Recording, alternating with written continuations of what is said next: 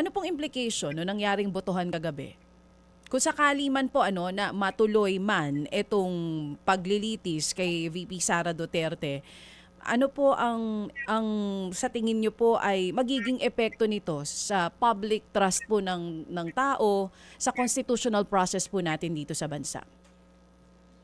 Ay tingin ko parang nawawalan na ng pasyensya ang mga mamamayan dahil sa mga nakikita ko at hindi lang sa survey pero sa pakikipag-usap ko rin sa mga ordinaryong mga Pilipino ay ang sabi nila, bakit ganoon? Akala namin ay trial na dahil nandoon na nasa Senado na yung articles of impeachment. Bakit ang dami pang mga pinagsasabi na ganito, na ganyan? Eh, nasaan na yung ebidensya? Gusto rin namin maghusga. Dahil ultimo naman sa isang impeachment case, public trial po yan, napapanood ng lahat ng Pilipino, ay lahat tayo ay magiging judge din at makikita natin mismo yung ebidensya at masasabi din natin kung malakas ba ito o hindi. Attorney Shell, ano yung reaksyon sa sinasabi ng iba na ito ay practically a de facto dismissal? Well, mismo sabi ni Senator Cheese, di ba, at ng iba, hindi naman daw.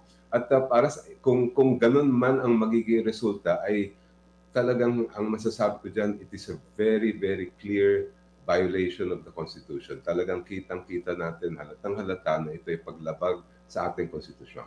But now, this will be a precedent, ibig sabihin. Well, they have to remember that the power of voting lies in the hands of every citizen. At lahat naman tayo, kung hindi natin nagustuhan yung nangyari sa Senado, ay nasa sa atin yan sa darating na halalan kung iboboto pa natin yung mga nandun nung ito'y niremand ng Senado ang impeachment case at yung bumoto na pabor doon sa pagbabalik sa House of Representatives.